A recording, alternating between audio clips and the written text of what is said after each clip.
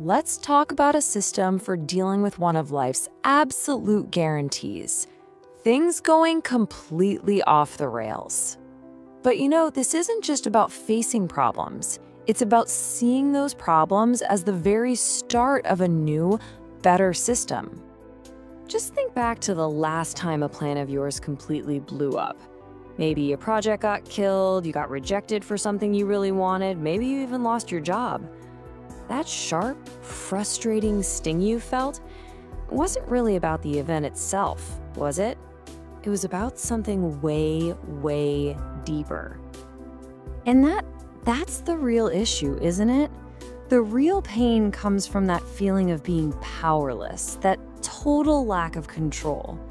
It feels like the universe just decided to throw a wrench in your plans, and it didn't even ask you first. That's the feeling we're going to take apart and rebuild today. So let's just flip this on its head for a second. What if every single setback, every annoying delay wasn't a roadblock at all, but was actually raw material? What if it was the exact thing you needed to build the next, stronger version of yourself? In this explainer, we're going to break down why fighting reality just drains your battery, how to use adversity as leverage, and finally, a simple system that turns any setback into a strategic advantage. All right, so before we can build any new system, we have to get really honest about why our current one is so broken. Why do these unexpected things hurt so much? Well, it all comes down to the huge amount of energy we waste fighting battles that are already over. So here's where so much of our pain actually comes from, what I call the expectation gap. See, on one side, you've got the nice, clean story you wrote for your life, the smooth career, the perfect relationship. And on the other side, you've got the messy, unpredictable reality of what actually happened. All that suffering you feel, it lives right there, in the friction between those two worlds. And this right here is the core problem. Arguing with reality. Wishing that layoff didn't happen, replaying that breakup over and over in your mind, it doesn't change a thing. All it does is add this second layer of pain that's entirely self-inflicted. So you've got the initial shock, and then you've got your resistance to it. And it's that resistance that just multiplies the suffering. But here's what the Stoics figured out that most of us miss. And that brings us to the solution. We're going to look at a really old idea, but we're going to frame it as a modern, practical strategy. This is not about some abstract philosophy you've read in a book. This is about a concrete system for living your life. The term is Amor Fati, which literally means a love of one's fate. Now, hold on. Before you write this off as some passive, unrealistic idea, the key words here are necessary and good.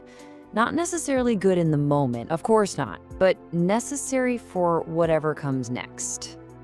Okay, this is probably the most important distinction we're going to make. Amor Fati is not about passively accepting what happens or pretending you like that you lost your job. That's a total misconception. The actual system here is one of active utilization. It has nothing to do with liking what happened. It's about immediately deciding how you're going to use it. The second it happens, the question has to become, okay, what's next? So you see the shift? You go from having this emotional reaction to asking a strategic question. The event itself is now just a fixed point in time. You can't change it. The only thing you can control is what you do with it. Just shifting that internal voice from, I can't believe this happened to me, to, how can I use this? That's the very first step to taking your power back. And here's what that actually looks like. That opportunity you missed, it's not a failure. It's now a bright, shining signal telling you what skill you need to build next. It becomes a dedicated training period. That rejection letter, That's not just a no, it's data. It's information that helps you adjust your aim. And that frustrating project delay, that's not wasted time. It's a gift. It's bonus preparation time. You're not just dealing with it, you're converting it into a new system for your own growth. This all leads us to a simple but really powerful framework for making this mindset shift something you can do every single time. I call it the obstacle conversion system. Okay, the OCS has 3 simple steps. First, you neutralize emotion. Now, this isn't about suppressing how you feel. It's about discipline. You can't see the opportunity if your vision is all blurred by anger or despair. Second, you extract the lesson. This is where you put on your systems thinking hat. What weakness did this event just show me? What new opportunity did it just create? And third, reallocate energy. Once you have that lesson, you have to move. All the energy you were spending fighting reality now gets channeled into moving forward. Now, here's the cool part. When you start applying this system over and over, something really profound starts to happen. It stops being just a tactic you use, and it becomes a fundamental shift in who you are. Look, when something goes wrong, there are really only 2 paths you can take. The victim mindset is defined by one question: why me? It's a question that has no useful answer, and it keeps you stuck in the past, completely drained.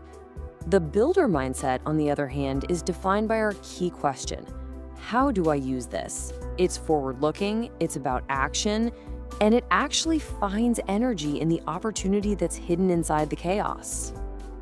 And this isn't just a mindset, it actually becomes your identity. Let's give it a name: the adversity leverage identity. Someone with this identity doesn't just get through hard times, they leverage them. They see obstacles not as punishment, but as the building blocks for creating a stronger, more capable self. And the results of adopting this identity? They're huge. Resilience stops being this thing you hope you have, and it just becomes your default setting. You get this incredible clarity because you're not clouded by all that emotional reaction. And maybe most importantly, you develop this unshakable confidence. Not because you think nothing bad will ever happen again, but because you know deep down that you can handle and use whatever does. So, how do we make this real? Let's boil all this down into one simple, actionable thing you can start doing today. If you only take one single thing away from this entire explainer, please let it be this: that argument you're having with what is, it's an argument you are going to lose 100% of the time. The only way to win is to stop playing that game. Your freedom, your energy, your progress, it's all waiting for you right on the other side of just accepting, okay, this is the new starting line. And that brings us to the final challenge.